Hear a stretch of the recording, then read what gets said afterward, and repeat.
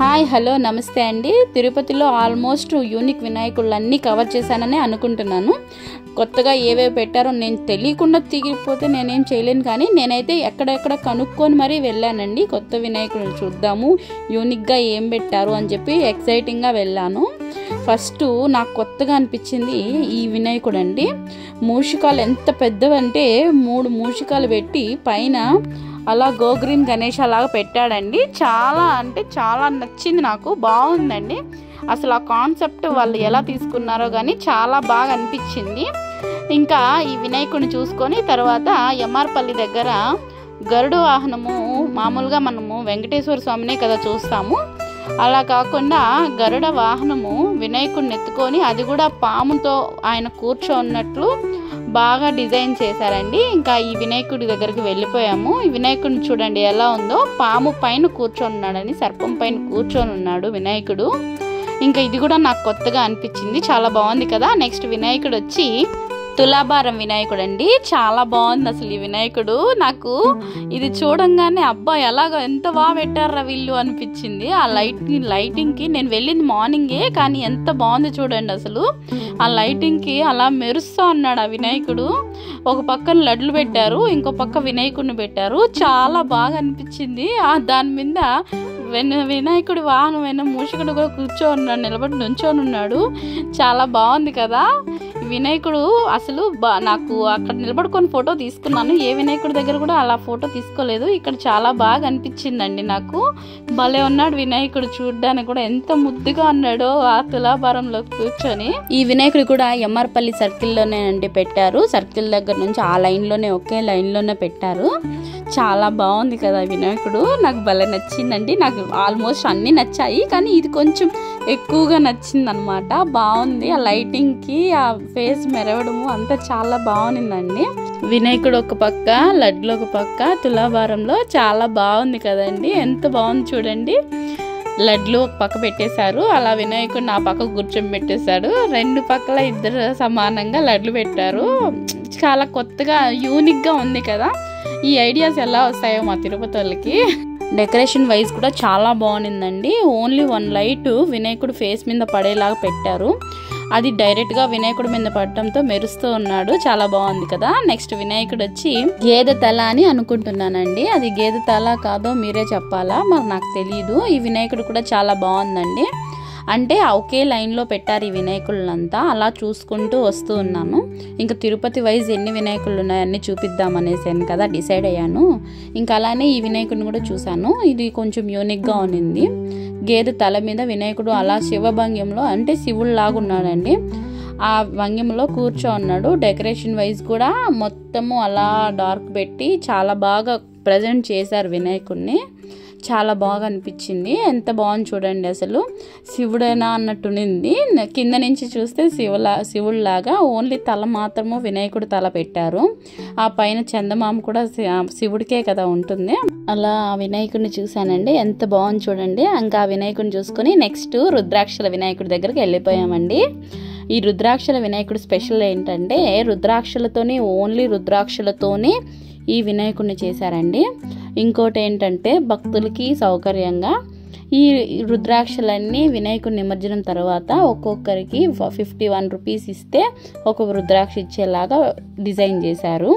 చాలా బాగుంది కదా. మొత్తం రుద్రాక్షలే అండి. చాలా బాగుంది కదా. ఇది అలా భక్తులకి మంచిది, అలా పర్యావరణానికి కూడా మంచిదే కదండి. ఇలా యూనిక్ ఆలోచనలు భలే వస్తాయి కదండి మా తిరుపతి వాళ్ళకి. ఎంత బాగుంది చూడండి. రుద్రాక్షలతోనే చేశారు వినాయకుడిని మొత్తము. చాలా బాగుందండి అసలు వినాయకుడు. ఎంత బాగుంది అసలు. ఆ మొహంలో కళ అంతా బాగా పెట్టారండి. ఇక్కడ ప్రతిసారి కొత్తగా పెడతారండి వినాయకుడిని. ఇది ఎమ్మార్పల్లి దగ్గర నుంచి కాదండి, ఇక్కడ దొడ్డాపురం స్ట్రీట్లో పెట్టారు ఈ వినాయకుడిని. తిరుపతిలో దొడ్డాపురం స్ట్రీట్ ఉంది కదా, అక్కడ పెట్టారు. ఇక్కడ ప్రతిసారి కొత్తగా పెడతారండి. చాలా బాగుంటాయి ఇక్కడ వినాయకుళ్ళు. నెక్స్ట్ కామాక్షమ్మ దీపాలతో పెట్టారండి వినాయకుడిని.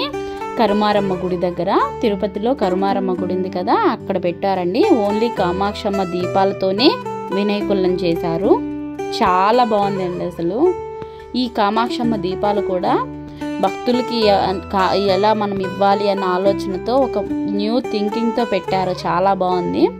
501 రూపీస్ ఇస్తే ఒక కామాక్షమ్మ దీపం ఇస్తారు. అది నిమజ్జనం చేసిన తర్వాత. చాలా బాగుంది కదండి కామాక్షమ్మ దీపాలు, ఎంత బాగున్నాయి చూడండి. అసలు వినాయకుడిని ఎంత బాగా డిజైన్ చేశారో, భలే ఉందండి అసలు ఈ వినాయకుడిని కూడా. తిరుపతిలో ఇది one of the main temple అండి వినాయకుడు. చాలా బాగుంది ఈ వినాయకుడు కూడా. ఈ వినాయకుడిని చూసుకొని, ఈ వినాయకుడు పక్కనే అండి పాలుతో అభిషేకం చేస్తున్న వినాయకుడిని చూసాము. చాలా బాగుందండి అసలు. మామూలుగా విష్ణువు పైన పాలు పడుతుంది అని చెప్పి మనం విన్నాం కదా, ఆ కాన్సెప్ట్ తీసుకొని పాలని అలా వస్తూ ఉంటే వినాయకుడు కింద కూర్చొని వేణువు పట్టుకొని ఉన్నాడు. ఎంత బాగుంది కదండి కాన్సెప్టే. అలా విష్ణువు ఇలా కృష్ణుడు, ఎంత బాగుంది కదండి. అసలు వినాయకుడి కాన్సెప్టే చాలా బాగుందండి.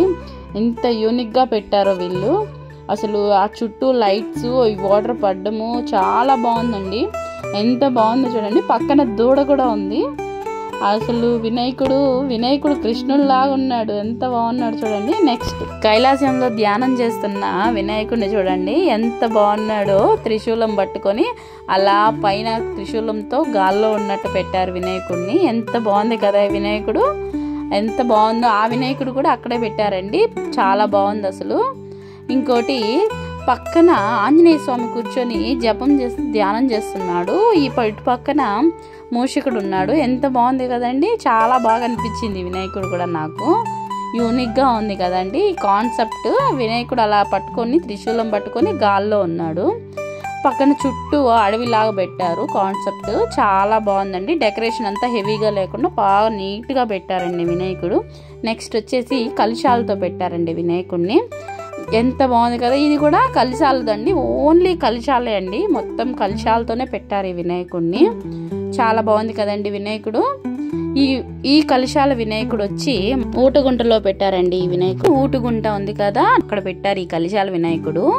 ఈ వినాయకుడు కూడా చాలా బాగుందండి. మొత్తము అక్కడ కామాక్షమ్మ దీపాలతో పెడితే ఇక్కడ ఓన్లీ కలశాలతోనే పెట్టారండి వినాయకుడిని. చాలా బాగుంది. కలశాలు చూడండి, చుట్టూ ఎక్కువ డెకరేషన్ లేకుండా ఓన్లీ వినాయకుడిని మాత్రమే యూనిక్గా చూపించారు ఈసారి మా తిరుపతి వాళ్ళు. ఎంత యూనిక్గా ఉన్నాయో అసలు వినాయకుళ్ళు, ఒక్కదాన్ని మించి ఒకటి ఉన్నాయండి. చాలా బాగున్నాయి అసలు ఈసారి వినాయకుళ్ళని, ఏ మాత్రం తగ్గకుండా పెట్టారు. ఇది ఊటుగుండలో వెళ్ళి చూసాము మేము. ఇంకా అక్కడ వెళ్ళి వినాయకుడిని చూసుకొని అలా ఇంకా ఏమున్నాయి అని చెప్పి కనుక్కొని అలా ఆ వినాయకుళ్ళ దగ్గరకు అంతా వెళ్దామని ముందుగానే ప్లాన్ చేసుకొని వెళ్ళాము. ఈ వినాయకుడు వచ్చి 5 తలల సర్పం కింద ఉన్నాడండి వినాయకుడు. శేషనాగు కింద ఈ వినాయకుడు ఉన్నాడు. చూడండి ఎంత బాగుందో. 5 తలలు మొత్తము. ఖైరతాబాద్ వినాయకుడిని కదా మనం మామూలుగా చూస్తాము, ఆ కాన్సెప్ట్ తీసుకున్నట్టున్నారు. చాలా బాగుంది. నెక్స్ట్ ఇంకా సూపర్గా ఉంటుంది. చూడండి ఎలా ఉందో వినాయకుడు. 2 ఎలకలు కొట్లాడుకుంటుంటే మధ్యలో రెఫరీగా మన వినాయకుడు కూర్చొని ఉన్నాడు. ఎంత బాగున్నాయో కదా. కొత్త కాన్సెప్ట్ వచ్చాయండి ఈసారి వినాయకుళ్ళు, చాలా బాగున్నాయి అసలు. చూడండి మైక్ చేతిలో పట్టుకొని మొత్తం రెఫరీగా ఉన్నాడు మా వినాయకుడు. 2 ఎలకలు కొట్లాడుకుంటున్నాయి. చాలా బాగుంది కదండి, ఎంత ముద్దుగా ఉన్నాడో చూడండి. అలా కొత్తగా వచ్చాయండి. నెక్స్ట్ వచ్చి ఈ వినాయకుడిని చూడండి. మామూలుగా సింహంతో చూస్తాం కదా మనం వినాయకుళ్ళు. ఈ వినాయకుడు వచ్చి పులుల మధ్య కూర్చొని ఉన్నాడండి. 2 పులులు, అది కూడా చాలా పెద్దవండి. ఎంత పెద్దదో చూడండి వినాయకుడు. ఈ వినాయకుడు కూడా ఊటుగుంట దగ్గర LIC రోడ్లో పెట్టారండి. ఇది చాలా బాగుంది ఈ వినాయకుడు కూడా. ఈ వినాయకుడు 2 పులుల మధ్య వినాయకుడు ప్రశాంతంగా కూర్చున్నాడు. నెక్స్ట్ 5000 చీరలతో నేర్చిన వినాయకుడు అండి చేశారు. ఇవి ఓన్లీ చీరలే అండి, కనిపించేదంతా చీరలతో చేసిన వినాయకుడు అండి. ఇక్కడ ఇది గాంధీపురంలో పెట్టారండి. తిరుపతిలో డిఆర్ మహల్ దగ్గర గాంధీపురం ఉంది కదా, అక్కడ పెట్టారు ఈ వినాయకుడిని. 5000 చీరలతో ఈ వినాయకుడిని చేశారు. ఈ చీరలు కూడా 500, అది కూడా నిమజ్జనం తర్వాత ఒక్కొక్కరికి డిస్ట్రిబ్యూట్ చేస్తామని చెప్పారు. ఇంకా ఈ వినాయకుడిని కూడా గాంధీపురంలో వెళ్ళి ఈ వినాయకుడిని కూడా చూసేసాము. చూడండి అసలు డెకరేషనే పూర్తిగా లేకుండా ఓన్లీ చీరలు మాత్రమే చేశారు. ఎంత బాగుంది చూడండి. హైలైట్ అక్కడ ఏంటంటే వినాయకుడు మాత్రమే కనిపిస్తున్నాడు. ఏదన్నా డెకరేషన్ చేసుంటే కొంచెం హెవీగా ఉంటుంది, కానీ ఎంత నీట్గా ప్రజెంట్ చేశారో చూడండి వినాయకుడిని. చాలా బాగుంది కదా. నెక్స్ట్ వచ్చి తిరుపతిలోనే చాలా పెద్ద వినాయకుడు అండి ఇది. ఈ వినాయకుడిని అసలు వెతికాము, కనపడలేదు, ఎక్కడ వెళ్ళారో ఏంటో అనేసి అని అనుకుంటూనే వెళ్ళాము. కానీ ఎట్టకేళ్ళకి దొరికేశాడు ఈ వినాయకుడు. శ్రీనివాస నగర్ అంటండి ఇక్కడ, అది బిల్స్ దగ్గర ఈ వినాయకుడిని చూసాము. చాలా బాగుందండి వినాయకుడు, చాలా పెద్ద వినాయకుడు. ఎంత బాగున్నాడంటే అసలు చూడండి ఎంత ప్రశాంతంగా ఉన్నాడు వినాయకుడు. ఈ వినాయకుడికి వేసిన దండ ఏం దండ అనుకుంటున్నారు మీరు? అది మోసంబి దండ అండి. కానీ అక్కడ లెమన్స్ లాగా కనిపిస్తున్నాయి కదా, ఎంత బాగుంది చూడండి. డెకరేషన్ అంతా ఆ వినాయకుడికి తగ్గట్టే చేశారండి వీళ్ళు. ఏ మాత్రం కాంప్రమైజ్ అనేది అవ్వలేదండి వీళ్ళు, అంత బాగా చేశారు వినాయకుడిని. చాలా బాగుందండి వినాయకుడు. తిరుపతిలోనే ద బిగ్గెస్ట్ వినాయకుడే అండి. అసలు వినాయకుడు చెయ్యి మాత్రమే ఎంత పెద్దది తెలుసా, చాలా బాగుంది వినాయకుడు. అసలు చూడ్డానికి మనకు 2 కళ్ళు చాలవండి ఈ వినాయకుడిని చూడ్డానికి మాత్రము. అసలు ఎలా ట్రాన్స్పోర్ట్ చేశారో, ఇక్కడ తెచ్చి ఎలా పెట్టారో ఏంటో ఆ వినాయకుడికే తెలియాలా, అంత బాగున్నాడు ఈ వినాయకుడు. ఈ వినాయకుడి కోసము నేను ఎంత వెతికానంటే అంత వెతికాను, ఆఖరికి దొరికేశాడు. ఇంకా వీడియో చూసినందుకు థ్యాంక్ యూ అండి. ఆల్మోస్ట్ అన్నీ కవర్ చేశాను. Please subscribe my channel.